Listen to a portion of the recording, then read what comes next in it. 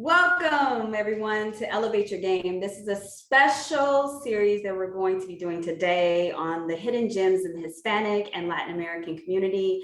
We're celebrating or kicking off the celebration of Hispanic Heritage Month, which starts September 15th through October 15th.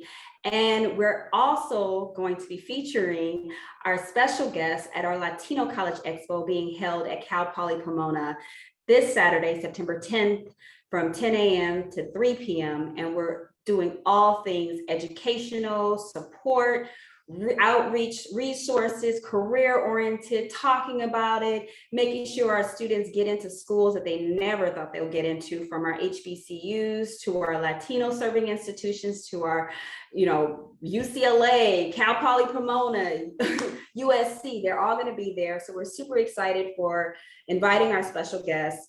And let me introduce you to him. He is the Executive Vice President and also a small business national director for Comerica Bank. His name is Omar Salah. Introduce yourself, Omar. Come on to Elevate Your Game. Hey, good to see you guys. Thanks so much for having me, Denise. Thank you for joining us. So today's conversation is talking about all things in our Latin American community and how we are serving the community at large, not just from corporate America, but also in education. Thank you for joining us. Why are you here? What brought you on? Well, first of all, thank you for the time today. And I can't wait to be with this team and this crew on Saturday. Looking forward to meeting so many of you at the Expo. Look, it's a passion of mine to give back to our communities, especially our Latino and Latina communities. I'm a first-generation American born to a Latina American mother and Arab American father, and this is one of my big passions: is to give back, to help folks like you, those that are watching this video, know that any story, any background can make it in this great country of ours. And sometimes it just takes a little bit of help, a little bit of coaching, a little bit of mentoring, or a little bit of support from wonderful organizations like the NCRF. And that's what I'm here to do today, and to talk a little bit about myself and my story and what we at Comerica Bank are doing together here. So tell us a little bit more about yourself. Like, what's your background like? Did you always come into banking, or was it just like you sneaked it in? Did you go through the back door? Did somebody let you in? How did you get started in your journey to become an executive vice president and national director of a whole department and organization? Well, great question. And I'll start with a funny story that some of you won't believe. I actually started working at a bank when I was 3 years old. And no, the laws were not differently. The laws were not different back then. You couldn't get a job at 3. But when I was a 3-year-old, so when my parents came to this country, they started a small business. They were immigrants to the country. Like I said earlier, my mother immigrated here from Costa Rica, my father a Palestinian. And when they came to this country, like many immigrant families, they started a small business. And like many immigrant families, sometimes childcare is not available or is an option. So like many immigrant families, they brought me and my sister to work. And so one of the businesses that my parents first started with in the early 80s was a janitorial service business. So they would go to different businesses and do the janitorial services, janitors. So one of the accounts that they had as a small business owner was several local banks. So when I was a kid, I used to go with my mom to clean those banks. So I have very fond memories when I was a kid, 3 years old, 4 years old, somewhere around 4 in the morning, 5 in the morning, with my mom and my sister, cleaning the local banks. And I still have the images in my head of sitting on the teller line, helping her clean. And I'll never forget that. And it's incredible to think that 40 something years later, I'm leading a department for a bank. And it's incredible. And I tell that story because I want everyone to really feel it, that no matter your background, whether you're born into privilege or not, you can make it. And I can tell you this, Denise, I was not the smartest by any means from an IQ perspective. I'm generally not. But from a hard work perspective and effort, that's what I'm looking forward to really talking about with the team this weekend. So that's my background. That's where I'm from California, born and raised in San Diego. Like I said, multi-race background, Latino, Arab American. Grew up speaking all 3 languages, Spanish, Arabic, and English. So as you can imagine, Denise, very loud household as a kid growing up. Yes. Yep. So I so love no, it. and now working, been in banking most of my career, about 20-year banker.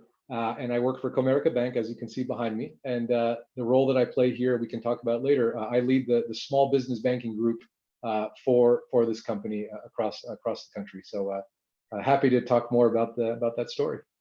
I love it. So that's what our subject is. It's talking about the hidden gems in the Latin business community. What does that title mean to you as a mixed race, in banking? What do you see? How does it feel? How does that resonate with you as an executive now, and hindsight 2020, you as a young person looking up at people who are in corporate America? What does that title mean to you? A hidden gem in the Latin business community. I think how I would explain what that means to me is that every single one of you that's watching this video, or the attendees in the conference from our Latino community, each one of you are a hidden gem. Every single one of you. And a lot of times growing up, there are many things that you can call it. You can call it imposter syndrome. You don't feel like you're good enough, or you don't feel like you deserve to be in one of the best schools or one of the best jobs, whether it's a lack of confidence. But each one of us in this community brings an incredible set of skills and backgrounds and experiences that truly support the schools that we attend, the organizations that we work for, and the communities that we live in. And that's something that I did not know about myself as a kid growing up, as a mixed race Latino Arab kid. I didn't have that coaching or mentorship as a young person to really understand that each one of us is valuable to our community. And we collectively, as a Latin American community, as a mixed race, as a diverse, as an underrepresented community, each one of us brings an incredible amount of skills and adversity to these organizations. So I think each one of you guys, every one of you has that hidden gem inside you. I love it. And that's the key thing. It's just trying to connect with people and show that they're valued. We live in a society now where Latin Americans, the Hispanic culture has been demoralized with mass media and all the things that's happening with it. And sometimes being in corporate America, it can really struggle with you as you're climbing up to the top and you don't see as many people who represent your community, and you're trying to help and serve and trying to advocate for the community to get services and all those things. What is the impact that you want to leave being a business banker, being a person of color? What's the impact that you want to leave as a legacy for your Latin brothers and sisters within the communities that you serve? I think number one, in the role that I play as a leader for the small business segment, a big part of what's important to me and our priority is making sure that the people that we put in our banking centers out in there, the community, reflect the communities that they serve. So in other words, if we have a banking center that's in a very strong Latino community, you better believe that I want to put somebody in there that speaks Spanish, 100%. And I'll tell you why. It's not because it's just good business. It's a good business model, but just that person that we intentionally put in that branch that has those language skills, for example, Spanish, could completely change a generation for a small business owner. And I can give you many stories, but an example: if you're a small business owner, and I hear this all the time, and you don't speak the language, whether that's Spanish or Arabic, and you have needs, banking needs, but you don't speak the language, you hesitate. Sometimes we are intimidated. We don't know where to go, and so we kind of hold back and we say, maybe I don't feel comfortable going into a banking center because that's not something they're used to, or it's because maybe they're just not comfortable because they don't know the language. And just that right there could completely change the course of that business by not getting the advice from a professional banker because of the lack of language skill. And the opposite is true too. When you know that you have somebody in a bank, for example, that speaks your language, you feel comfortable, you are able to converse with them, and you're able to get the advice that sometimes our communities don't have access to. And a part of that lack of access, one component is just language. So one of the things that we're working on, of the many at Comerica, is that we are ensuring that our small business bankers have language skills that meet their community needs. So I think that's one. I think in general, just from a corporate America and role model perspective, each one of us executives that come from underrepresented backgrounds have a responsibility. Each one of us are role models. People within our organization and outside of our organization generally don't see enough people that look like them if you're from an underrepresented background. And so those of us that have worked hard and have made it into the upper echelons of corporate America absolutely 100% have an obligation and responsibility to tell their story, to mentor, to coach, and to make sure that they're bringing people along with them. And I think that's an obligation, and that's not just an obligation and responsibility, but it's an honor. It really is an honor for someone like myself and others, my brothers and sisters that work here at this company and in corporate America. I think many of us truly take that responsibility seriously because that's how we change over time. You mentioned about representation. We're having our Latino College Expo this weekend, and we're super excited for you to join us on our Booming Careers panel and also talk about how starting your own business. It's really important to show representation, and we're going to have approximately about 30 plus colleges there, universities, accepting students on the spot, waiving application fees, giving them scholarships, resources, providing opportunity, access to education that they would never get if they had to apply for each one separately. This is a one-stop shop.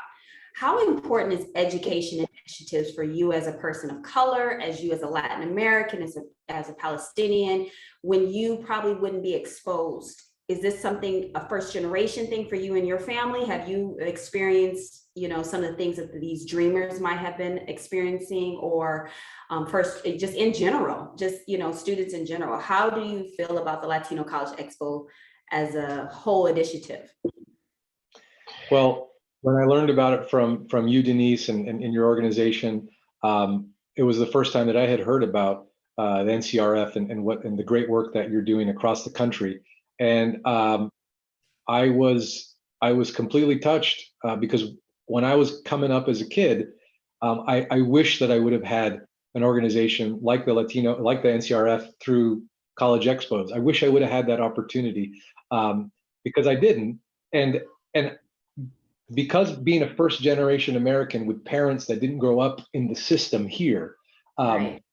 going to the best school, going to Ivy League, applying to multiple colleges, making sure your SATs or whatever the tests are today, but making sure your entrance exams are high, studying. Like, of course I got the background, of course I got the coaching and guidance from my parents, study hard and work hard, but we didn't know the system. We didn't know how to navigate the system. And just getting into a university, whether it's an Ivy League or a state school or in between, just getting in was good enough, because that was a big deal for my family. That was new. Whereas the comparison to today is that if I had had an opportunity to learn from mentors and coaches through the College Expo and to get that support, it could have changed the trajectory of my whole life. It really could have. And I wouldn't do anything differently. The experiences I had as a kid and as a grown up have shaped who I am and my family. But I absolutely am amazed at the wonderful opportunity that's available to all of those that are watching that are going to be here this weekend. It's incredible, and I urge you all to take advantage of it, because this is something that can change your life. I tell folks when I talk to kids, my sister, she's an avid teacher, so when I speak to kids in her class, I tell them all the time, apply for the best school possible. Apply for Harvard, apply for Yale, apply for Princeton. When I was a kid, I just assumed I'd never get in. Right. Not because anyone told me differently, but because nobody told me I could. I didn't have that. I didn't know any better. So that'd be my big takeaway from that perspective, Denise. I love it. We just got back taking 35 students of African American and Latin American to HBCU Ivy League tour in the East Coast, and one of the schools we visited was Wharton on the campus of UPenn in Pennsylvania. And Wharton School of Business is the top business school in the world. And they can say that out loud because they are. And the person who was giving us their presentation was a personal connection to NCRF. And the way she gave the presentation was, you belong here. You belong. She kept saying, all you have to do is just apply. And if you have this GPA and you take pre-calc and calculus, you belong here. And that's the key thing. It's like hearing those words resonate and hearing it from leaders like yourself, that matters when you're reaching across the room and you're trying to shake their hand and say, we want to do business with you. As a banker, as a person of color who's receiving the information, it's like there's so much rejection in the world. You're demoralized by the media, but then you have people like yourself and our organization working together as conduits, as advocates from corporate America to education to the nonprofit sector, trying to do the work together and hold the line to make sure that we make sure you pass through. So students who are listening, get excited. You're going to meet Omar and you're going to be able to touch him, talk to him. I mean, because COVID, we got to stay, a couple feet away from each other, but we can still get excited and celebrate as a family because there's a message out there. Who can you share as some of your mentors, that are Latin or Arabic, who come from your heritage? Who are some of your heroes and sheroes? Who would you say, I'm putting you on the spot. Maybe you haven't really thought about it because you just live your life, but it can be living or past. And we just lost the Queen today. So that's a huge thing across the world. And she has made an impact. So who are your heroes and sheroes in the Latin or Arabic community that you want to shout out as part of your heritage? No, it's a great question. And no doubt, as a brown kid coming up with a mixed background, I had a lot of mentors when I got into corporate America, and one of those, and he probably doesn't even know that I'm going to say his name, but his name is George Ramirez. He's a Mexican American retired executive who I used to work with at my previous company, and George, very similar background to me, and as I started to learn from George over the years, he really gave me. His story was very similar to my story. Grew up poor, had parents that, obviously emphasized hard work, but weren't 100% saying go apply to Harvard and Yale and Wharton, because that just wasn't part of the thought process. But work hard and, obviously do good in school. But his story resonated with me. And George Ramirez, he worked all over California, and he retired at MUFG Union Bank as the chief diversity and inclusion officer for the company. And one thing that I'll always remember about George from a hero perspective for me, and I really take this to heart every day. So he followed through with me when many other executives didn't back then. So when I was coming up through a training program, we had many executives come in and say hello and talk to us about the future. And many of them said, looking forward to keeping in touch with you, and looking forward to staying in touch. And they did their duty and they left. So I loved that, and I wrote letters to each one of those executives, handwritten letters. And this is Right. 20 years ago, but Right. even 20 years ago, that was still a thing. And I wrote handwritten letters to each of them. And George was the only one who responded and took me under his wing, had his executive admin set up time with me. He took me out to lunch, and he said to me, I've never had a written letter from someone from this training program. And I said to him, you were the only one that responded. And what I take from that, and mind you, this is a busy executive, and 20 plus years later, I'm in that role, and I know how busy it is. And what I took from that broad mentorship that I got, I mean, there's so many things that George taught me over the years, but one of the critical parts was the follow through, because he really showed me he cared. He really did. He responded. So when I speak with people all across, not just Comerica Bank or in the community, even no matter how hard it is, you're busy, you have family job, you got to follow through with people. You really do. And that made a big impact on me. And that changed that really changed a big part of my career, George. So George, if you're watching, you're one of my mentors, even though I probably haven't told you that in a long time, but I hope you're doing incredible in retirement with you and your lovely family. I love that. And that's what we need to hear, is that so many times that you keep going forward with your career, we don't look back. We don't pull people up. we don't outreach even deeper. And that's the whole point of organizations like ours, National College Resources Foundation, NCRF, is that we're trying to maintain the line where we as people who've been through some things have our stories, can actually pull somebody up who's intimidated. The kids who are growing up in Los Angeles, in the diaspora of Los Angeles, are different from our East Coast kids that we service, different from our Southern kids that we service. There's a different mentality, but they all have this connection through us. And we're here trying to give them internship opportunities, career pathways, educational platforms that they can actually grow and be more acclimated with the real world. How do you balance it all when you're working, your meetings, you have this time to give, how do you balance it all? Where are your priorities as an executive, and how can you encourage young people to keep their priorities focused? That is a struggle every day. And I tell myself this every day, not to just give coaching and advice, but to remind myself. And I've learned this from mentors across the spectrum, corporate, community. Nothing matters more than family. That's number one, bar none. Board meetings, corporate meetings, travel, work, employees, that doesn't even come close. Number one, always keep your North Star, your family, and your health. They kind of go hand in hand, family and health.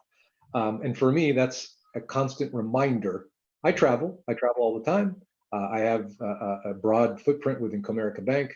I have young children, 7 and 5. And so it's a reminder to myself, but it's also a reminder to my team, to my colleagues, and to people that I work with in the community, that it's okay to prioritize family number one. You have to, and you have to constantly work at it. And it's okay if it's a struggle, because that's the hustle bustle of how we are and what we do. So that's number one. Friends, community, that's number two. Number three, work, that's like number four, honestly, 4 or 5, somewhere in there. And look, I say that at the same time, I work a lot. I do. I hustle. It's a great company. We have a lot of things that we're building, but those priorities are always in my head. And how you balance those priorities is up to you, your personal situation.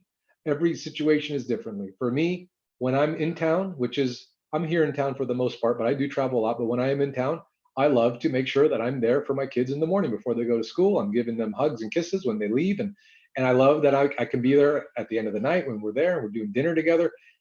It's a constant struggle. Balancing it all is never perfect.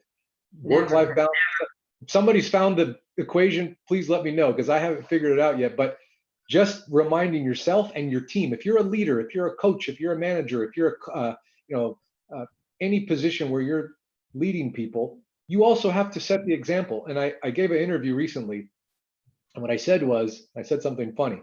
I said, if you're the leader and you're on vacation and you're sending emails all the time, or you're the leader and you're sending emails on weekends, what I wanted to say was, what I had to change it to was, when you're sending emails every weekend. Because sending emails on weekends, sometimes you have to. And I do, because someone on my team said, Omar, you send emails on Sunday.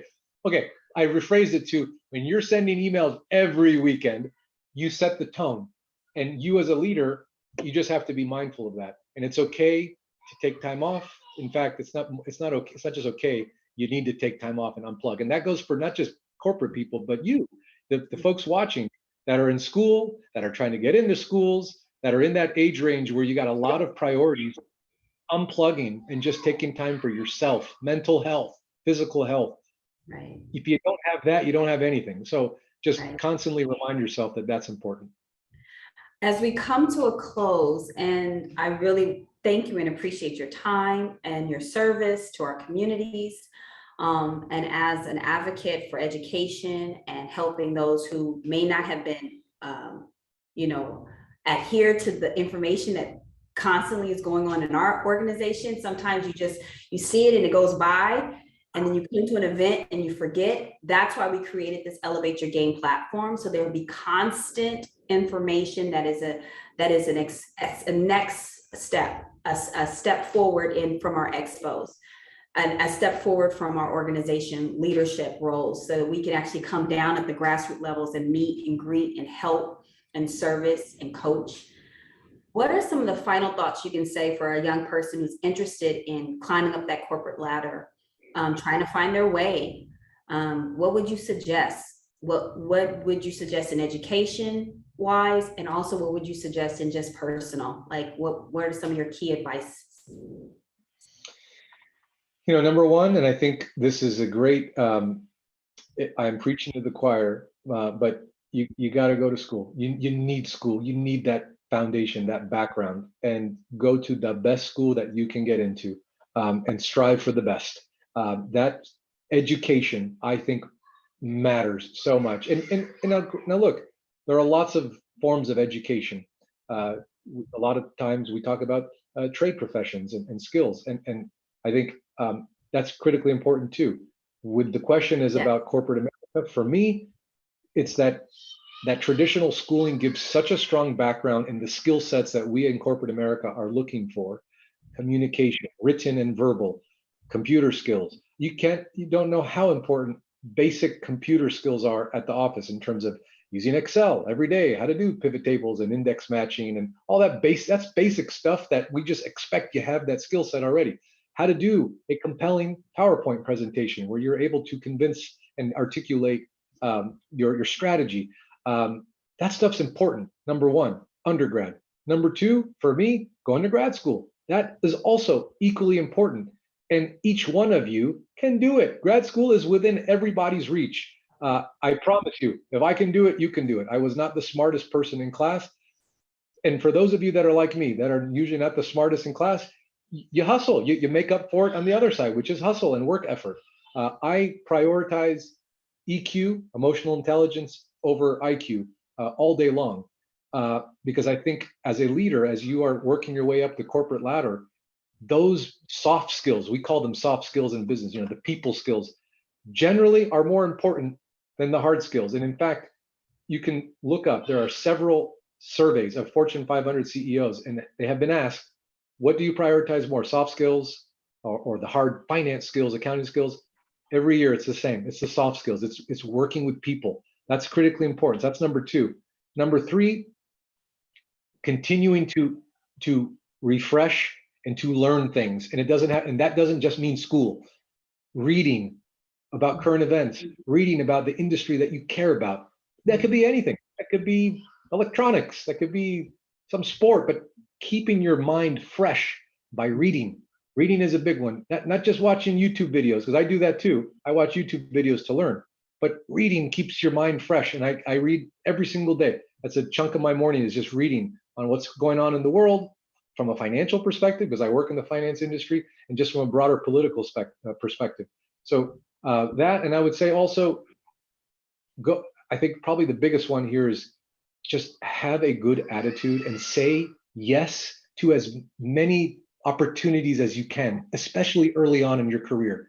When you get older, like me, and you don't have a lot of hair, you can't say yes to everything. You can't. You got to prioritize. But when you're younger and you're coming up and you're moving up that ladder, saying yes and having a good attitude goes so far. And I'll give you a secret, and I promise you, this is how a lot of hiring managers think.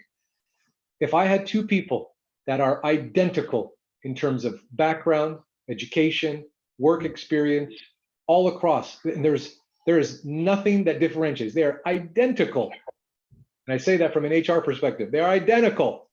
Right. I'm going to take the person with the better attitude, 10 times out of 10. The better personality, the better work ethic, always, that wins, that helps. So don't shortchange yourself. For those of you that have a good attitude, show it off, because that matters in corporate America. We want to see eager people who are ready to raise their hand and say yes. And if you're not an extrovert, if you're an introvert, which is totally fine, I'm kind of a half introvert too. Try your best to make an effort to put yourself out there in as many circumstances as you can. Not always, because I know it's hard. Us half introverts have to kind of recharge from time to time, but you got to make an effort, because especially in the beginning of your career, it's getting yourself out there. So I know there's a lot more to talk about, and we can probably talk about that this Saturday, but those are probably on and on and on and on and on, because it's so much, there's so much to share and so much to give back to actually make sure we expose our young people to everything. And even our generation that's our age and older than us, they were stuck in some of their old ways, and they don't see the world in a global perspective. They just see it in a singular area, in one community, in one place, and it's a lot of fear factors. And that's what we're doing.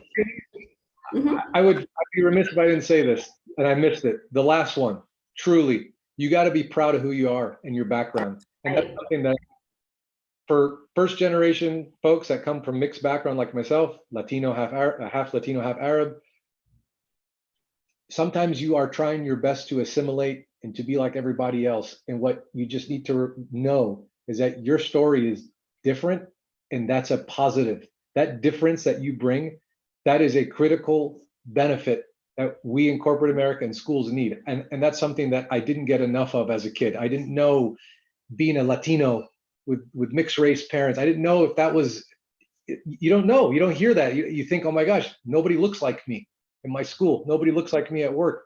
And you just got to be proud of that. And you got to put that above, you got to wear that on your sleeve. Not to say you come out and tell everybody I'm, hi, my name's Omar, I'm half Latino. But my point is, be proud of who you are. Your background is important, and we need people like you. So I want to leave you with that. Sorry, Denise. I love that. And that's what a hidden gem is showing all the cultures, the diversity, and bringing it to light. Because if we don't shine a light, we will overlook the powerful impact and influence that you made on the development of America, the development of the world, and all the contributions that are given that are overlooked because we demonize cultures because they don't look like a certain background or they speak the language all the same. We Latinos and Blacks, we are all in the same struggle. Native Americans, we're all in the same struggle. Poor people are all in the same struggle. Foster, underserved, you name it, they're all in the same, LGBTQ, all in the same struggle where they're trying to get their voices matter and, heard and be considered as part of the human diaspora. And that's the experience, the journey, everything that you contribute to it. And so that's what we're doing here at Elevate Your Game. We're trying to show through the richness of your journey, Omar, how you have impacted your community and how you are sharing it to the world, to not be afraid, to be culturally aware, be culturally, proud, to be sound in your thinking and how you perceive business, because you're looking at it from a worldly perspective, which is one of the most celebrated cultures in the world, at the same time polarized in media, polarized in politics. The Latin community is the most celebrated in their culture, their food, their music, their dancing, their beautiful scenery, all the places you could go that represents the Latin, Latinos. But at the same time, it's demonized, with so many negative things. And we're trying to pull those blinders off. We are human, we are here, we matter. And I'm part Puerto Rican. My grandmother comes from Salinas, and she came over and assimilated right away from a tropical place to Ohio. So there's a big difference, and she couldn't speak her language and feel, culturally, free, because she wasn't around her people as much. And she came over here at, 12 years old by herself with a family who adopted her because she wanted to escape poverty and get a better life in America, as we all did. Our family members wanted to. So it's very relevant, our backgrounds and our stories. Before we close out, do you want to say something in Spanish to our Latin community? Omar. We're going to say,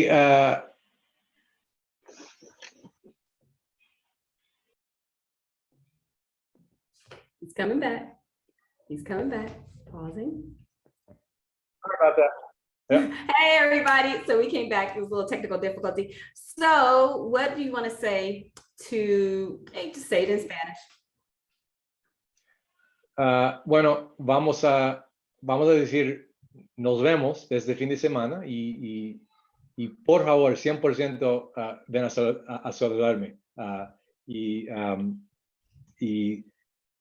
que le viva la raza. Right, that's right.